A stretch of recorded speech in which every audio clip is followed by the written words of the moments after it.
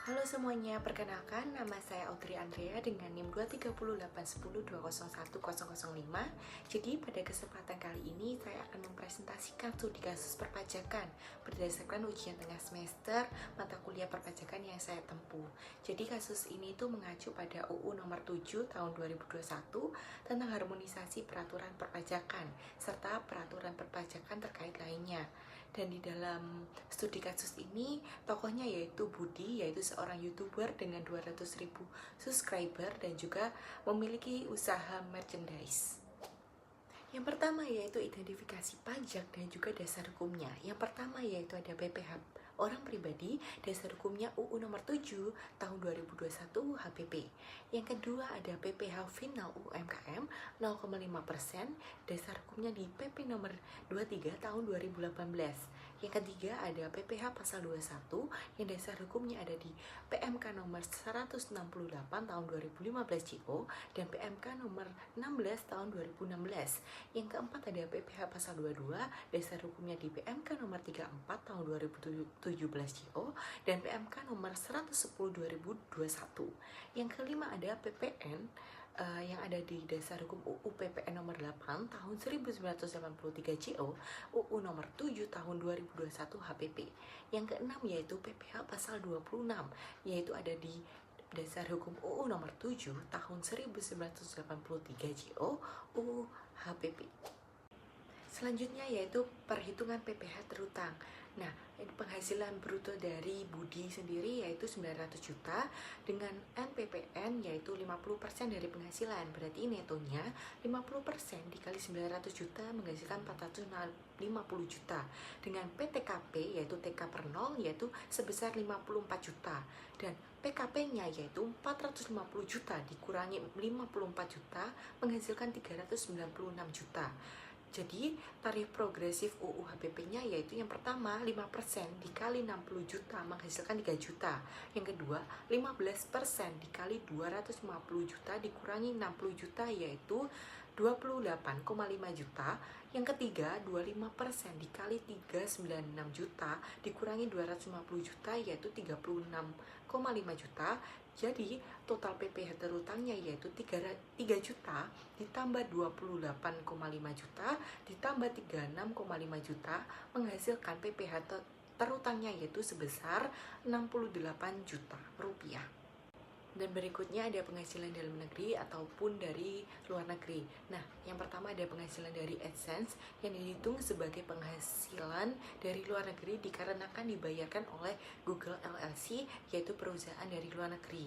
Dan namun ada subjek pajak dalam negeri yaitu Budi sebagai orang yang tinggal di Indonesia yang wajib melaporkan seluruh penghasilannya termasuk dari luar negeri yang dapat dikenai PPh dalam negeri dengan mekanisme pengkreditan jika ada pajak dari luar negeri.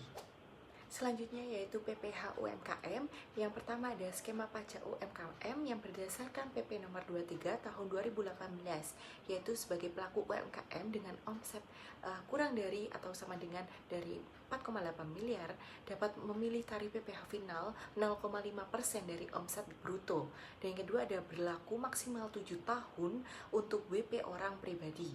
Nah, selanjutnya ada perhitungan PPh final yaitu ada omset UMKM sebesar 400 juta dengan tarif 0,5%. Jadi PPh finalnya yaitu 0,5% dikali 400 juta rupiah yaitu menghasilkan 2 juta rupiah. Selanjutnya ada PPh pasal 21 karyawan. Nah, yang pertama ada perhitungan PPh 21 karyawan. Dengan gaji per karyawannya yaitu 6 juta, ada jumlah karyawannya itu sebanyak 5. Jadi total gaji per tahun per karyawannya yaitu 6 juta dikali 12 yaitu menghasilkan 72 juta. Dengan PTKP-nya per tahun TK per 0 yaitu 54 juta dan PKP-nya 72 juta dikurang 54 juta yaitu sebesar 18 juta. Jadi tarif 5% untuk lapisan pertama yaitu PPh 21 per karyawan yaitu sebesar 5% dikali 18 juta menghasilkan 900.000 per tahun. Jadi per bulannya yaitu sebesar 75.000.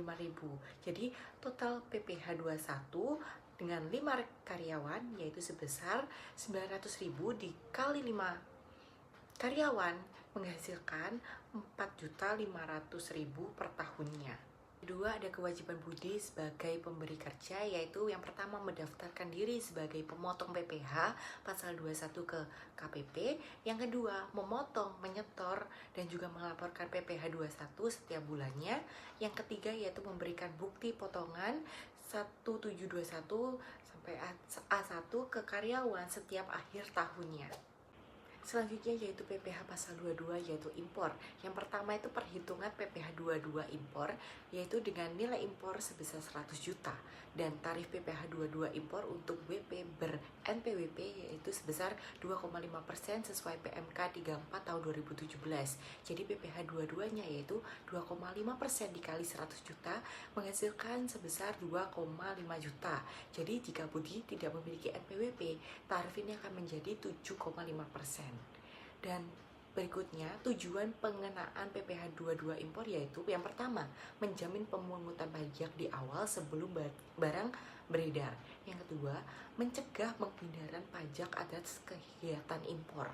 Yang ketiga, meningkatkan kepatuhan pajak dan juga mendukung penerimaan negara. Berikutnya yaitu analisis kritis. Jadi ada efektivitas kebijakan pajak untuk ekonomi digital, yaitu ada UU HPP dan juga PMK terkait sudah memulai mengatur ekonomi digital ini. Misalnya seperti pemajakan PPN atas produk digital luar negeri seperti yaitu PMSE. Namun masih terdapat tantangan pemantauan dan juga penegakan terhadap pelaku digital kecil sampai menengah yang tidak tercatat formal. Dan juga ada skema self assessment yang memberikan fleksibilitas, namun perlu sosialisasi dan juga sistem pelaporan digital yang lebih mudah agar lebih efektif lagi.